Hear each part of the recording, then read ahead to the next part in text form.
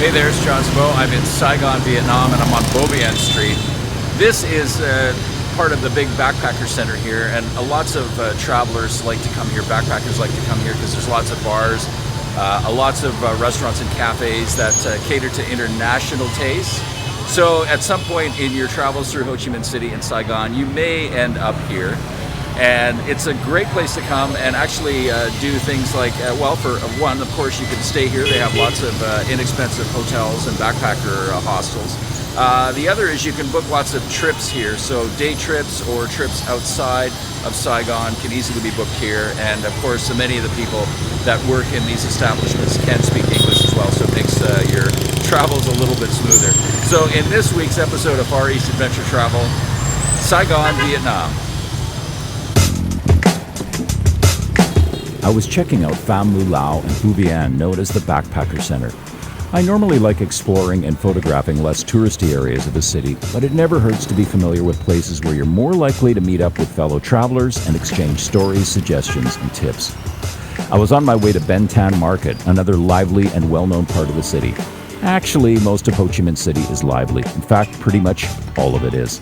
The constant buzz from the hundreds of thousands of motorbikes that race the streets fuels what looks like to the uninitiated pure chaos. But for the most part, it seems to work.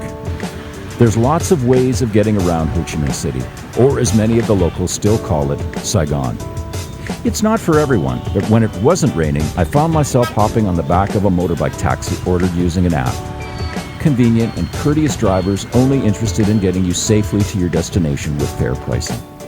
And a 5-star rating.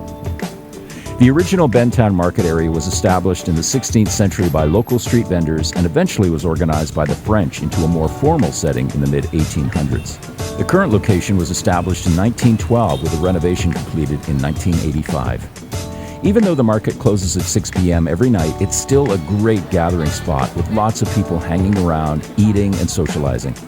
A night market opens up just outside Ben Thanh right after the indoor market closes. Ben Thanh Market is a great place to see what people eat and shop for in Saigon. But be aware these prices are set high for naive tourists and hard bargaining. Personally, I love looking at stuff here, the giant stacks of clothes,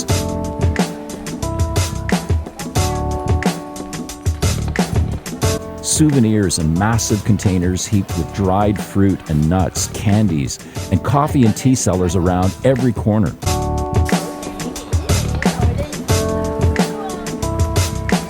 The displays are amazing and enticing, but I tend to shop in non-touristy neighborhoods where they're not accustomed to foreigners and it's easier to bargain.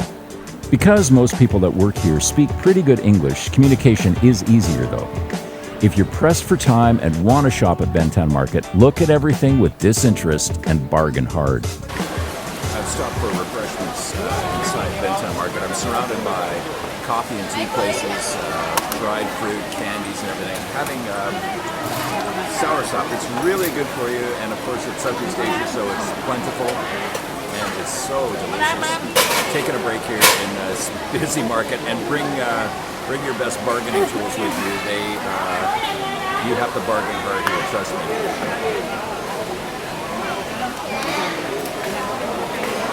The food and drinks at the stalls are tasty, and the prices are pretty fair for a high-traffic area.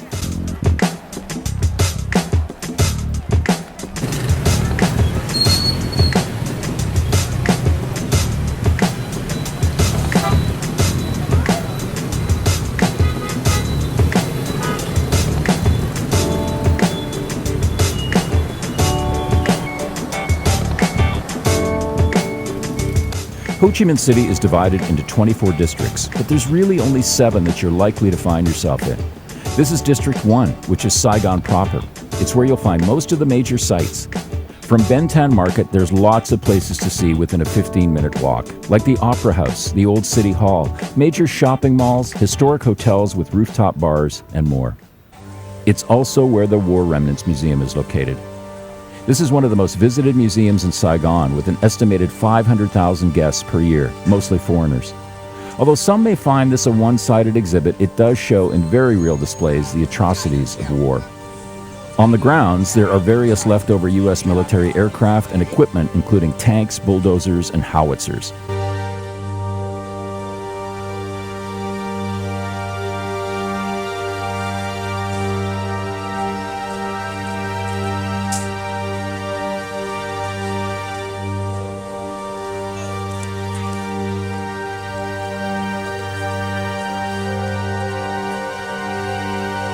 as well as a large format black and white photograph of a mangrove appearing to have been destroyed by the use of chemicals. In another building on the grounds, a display including the infamous tiger cages used by the South Vietnamese to contain VC soldiers. Inside, the 2 floors, formerly the United States Information Agency building, have various displays of weapons and bombs used during the Vietnam War. There are also exhibits relating to the First Indochina War with the French colonists, and a poignant display of all of the international press photographers that were killed during the war. Some will find many of the exhibits biased. However, the overall tone of this museum has softened over time. Once called the Exhibition House for U.S. and Puppet Crimes, later the name changed to Exhibition House for Crimes of War and Aggression, and then once diplomatic relations with the U.S. was reestablished in 1995, the name changed again to the War Remnants Museum.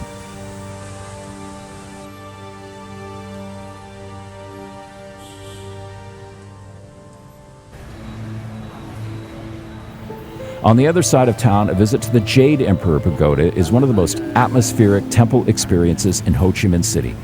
It's considered one of the 5 most important shrines of the area. Taoism was introduced to Vietnam by the Chinese during their 1,000-year occupation, along with Buddhism and Confucianism. By stats, Vietnam is considered one of the least religious countries in the world. However, those numbers could be deceiving, as many Vietnamese will claim they are non-religious to be a member of the Communist Party, but in fact do visit temples and worship ancestors. Turtles are a sign of longevity. They are a symbol you will see frequently in temples throughout Vietnam. The Jade Emperor Temple has a pond full of live turtles, some with auspicious sayings painted on their shells. Feeding the turtles is considered part of a merit-making visit to the temple. The new Chinese name of the temple translates to Lucky Sea Temple or Tortoise Pagoda. It is clearly a mixed denominational temple of Buddhism and Taoism. U.S. President Barack Obama paid a visit to the temple May 22, 2016 during his state visit to Vietnam. As you enter the main sanctuary, Buddhist and Taoist deities surround you with 2 giant generals to the right and left. The combination of incense smoke and laser beams of light entering through the ceiling further enhances the power all of the deities seem to wield, especially the Jade Emperor himself.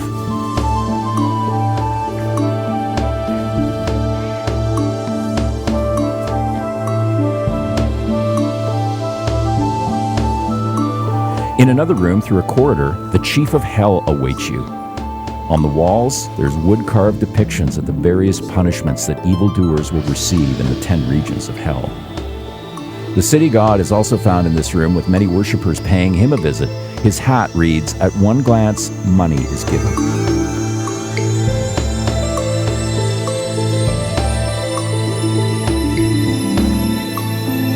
The final room, some refer to as the Woman Lounge, is where 12 female figures sit that represent the good and bad of human nature. The bad displayed in this figure drinking alcohol from a jug.